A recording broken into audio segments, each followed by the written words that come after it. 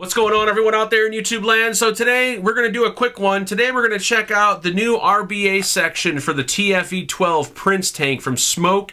You know, the SMOK sub-ohm tank that got reviewed a few weeks ago. Well, everyone's been asking, is there an RBA section? Is there an RBA section? Yes, there is an RBA section. Just got it yesterday, so it's still somewhat new to me. I will say it's a very basic RBA section. I was expecting something completely different, but yeah. Anyways, I do got one. I kind of already did this, but I already got it pre-installed in, well, not pre-installed, I installed it, so I guess it's I installed. Anyways, on the Prince tank, 0.25 the build ohmed out to, and got it at 85 watts, vaping on some of Mr. Joe Turner from the Royal Vape. Strawberry custard donut, very heavily steeped. Let's have a vape and we'll dive into this lovely little RBA section. Oh no, by the way, I have an extra one. So, of course, it will be going into the Christmas stocking. And you will get a Prince tank in there also, so you're set to go. Alright, shut up. Let's have a vape.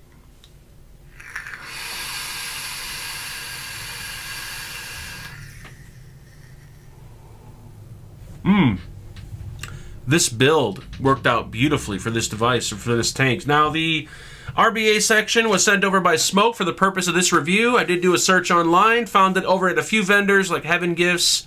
I think My Vapor Store also has them, but I'll have links in the description. Going price for the RBA section, I found the lowest price around $9.99 all the way up to $14.95. So let's have a closer look at the RBA section, or the rebuildable section, for the TFV12 Prince sub-ohm tank by SMOK. Going to come in this little plastic box. And inside the box is going to be your RBA section. Now, they will have a dual coil already pre-installed. That's going to ohm out to a 0.25.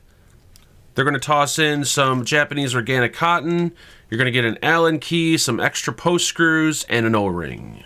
Here's a closer look at the pre-installed coils. Once again, they ohm out to a 0.25, 3 millimeter inner diameter. And as you can see, they are spaced coils.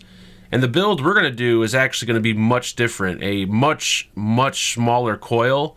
I'm going to try something out, and we're going to experiment a little bit. But yeah, there's the pre-made coils you get. And if you guys want a closer look at the RBA section before we toss a build on it, there it is. Just your typical stainless steel build section. There's going to be your juice ports. And if we unscrew this, we have a 17 millimeter build deck. There's a standard velocity style post, 2 millimeter post holes, Allen screws in the post, and that large air hole in the center measuring 12 millimeters by 5 millimeters. Now, before we toss a build on here, I just recommend taking your screwdriver and just confirming and assuring that the negative and the positives are tight. I've had no issues with this particular RBA section, but there have been a few in the past where they sometimes arrive loose. So you just want to make sure everything is tight on there before you start building on it. Everything appears to be nice and tight. So, got my TFV12 Prince base. We're going to screw that down in here. Now, I'm going to be using the staggered fused Claptons from Coilology. Now, these are usually 3 millimeters in inner diameter, but I actually shrunk them down to 2 millimeters, and I added an extra wrap. And the reason for adding the extra wrap is when I build on the velocity style post, I like to have the leads perfectly line up with the post holes, so that way the coil isn't too short and I have to bend the leads, or the coil's too long. So adding an extra wrap, the leads line up perfectly with the post. A little trick for the newer builders out there: if you guys use pre-made coils like I do, usually the pre-made coils come in 3 millimeter or 2.5, and if you want to make the coil larger or smaller, it's really easy to do it. Just take your coiling rod, and if you're going to make the coil larger, just bend the leads out like so as you screw your coiling rod down, and you can make the coil larger and you can add an extra wrap. Now, if you want to make the coil much smaller like I did in this particular instance, we're going to drop it down to 2 millimeters. Just drop it down to the very bottom, grab a pair of pliers, and all you need to do is just give a tug on one of the leads, pull it real tight, and then do the opposite one, and now you have a 2 millimeter coil. Now remember, doing this will change the resistance, if I didn't already mention that, but yeah, just a little trick for the newer builders out there. Alright, so I got my coils already ready to go, and we're going to attempt to slide these in. This is why I hate doing builds on camera, because my camera is positioned in a way that makes trying to do something like this impossible. But I'm going to do my best here. I think I got it. Did I get it? Whoa, I got it. All right, let's slide that in there. And let's grab the little Allen key and let's tighten this down.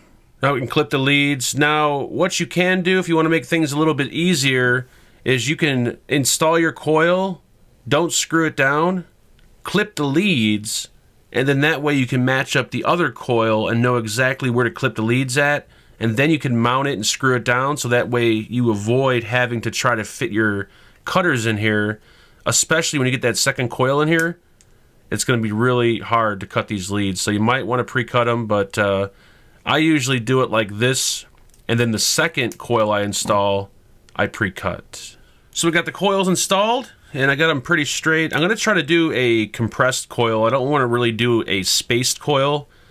And I'm going to take my tweezers, and I just like to gap the coil to know how far to push it down. I could probably push it a little bit lower, but I'm going to try right about there. And then all we need to do is just get rid of any hot spots in the coil. I'm pretty sure there's going to be a few hot spots in here. Yes, there is. Just take the back side of your tweezers and just scrape the coils. Scrape a few times on one side, scrape on the other, and then just pulse it again, and just keep continuing that until you get rid of all the hot spots. If you want to do space coils, you can go ahead and leave it spaced, but I just prefer a compressed coil, that's all. Alright, much better. Go on this side, repeat the process. So once the coils are all set up and ready to go, what I sometimes do is I take my chimney cap and I'll screw it on the top just to confirm that the coil isn't touching anywhere. So when I go to fire it, you'll see the coil is not going to short out. So we're good there. Now I got some cotton I cut off camera, and we're just pretty much going to wick it up. So I got it all wicked up. Now we're going to take our needle tip tweezers and we're going to brush the ends of the cotton, so that way we could thin out the cotton a little bit, so that way it fits into the wicking channels and you don't have to stuff the cotton in there, because if you stuff it in or pack it in too tight, the juice is not going to absorb into the cotton and you're going to get a dry hit. So you want to make sure the cotton goes in those channels pretty easily, but not too easy to where it's going to flood. You kind of want a happy medium between the two. Now once you cut it, you want to pretty much figure out how much wick you got to cut off, and the only way to do that is kind of just to kind of eyeball it. So I'm going to tuck these wicks down into the channel. I think this side might be perfect, but the other side might need a little trimming. And all you're going to do is just take your tool, your screwdriver, whatever, and just gently tuck the cotton down into the channel. Now that you have it all wicked up, go ahead and grab your juice of choice and just put a few drops on the cotton, so that way if you need to adjust the cotton a little bit more, you can do so. So go ahead and prime it a little bit, and you'll see all the little frayed ends, here we go, of the cotton. They kind of need a little bit of adjusting, so we're going to do that. But let's moisten it up just a little bit. So that looks pretty good right there. So go ahead and prime your coils up. If you want to pulse it a little bit, you can, but I'm not going to do it because I'm sitting right in front of my camera. But go ahead and prime it up. Also, if you want, you could take your needle-tipped tweezers and you can place it on the side right here, and you can kind of try to fluff the cotton out a little bit more if you like. If you notice it's kind of packed a little bit in there, go ahead and take your tweezers. You can go inside there and just fluff it, so that way the juice absorbs pretty quickly into the cotton. Go ahead and grab the chimney cap, and we'll screw that down into place. There we go. Tighten that down. Grab your tank section. Screw it into place. What's the problem here? It's not screwing down. I don't like this. I'm not going to screw the RBA section to the cap first, because that's not how you do it. What's the problem here? Come on, what is this? Seriously? Are the threads matching up with this? Oh, wait a minute. Oh, it's got to go pretty deep inside there. I see what's going on. All right, so with that said, let's loosen this up pretty loose. About right there. And this cap actually has to go down there pretty deep before it'll screw into place. Hopefully that did it. Oh, come on, did it? Yeah, that did it. Great. All right, now that we're screwed down and I got juice all over me, we could pop the cap on this and we could fill her up.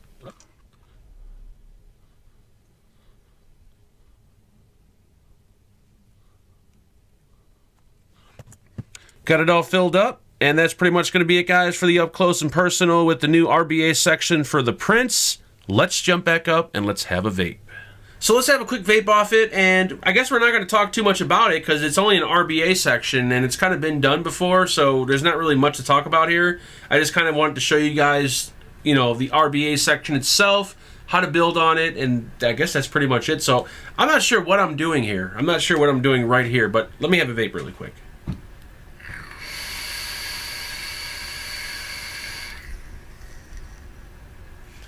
I will say those little 2mm coils I put in here are vaping very, very nice. I was really surprised. I usually put like 2.5 or 3mm in here, but I wanted to try something real small. 2mm is not that bad at all.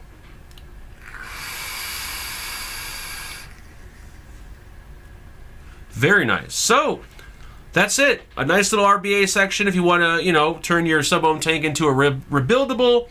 I was hoping for something a little bit more different. It's really basic. It's kind of like their previous RBA section. Doesn't seem like much has changed. It has a lot of airflow to it. I run the airflow either halfway or a quarter of the way open. All the way open is just way too much airflow. So yeah, that's it. Links for the RBA section, guys, in the description. Tossing one into the stocking, and that's a wrap. So if you got any comments or questions, please feel free to leave them below. Please like, share, and subscribe. I'll talk to everyone very, very soon. Make sure you guys build safe and vape on.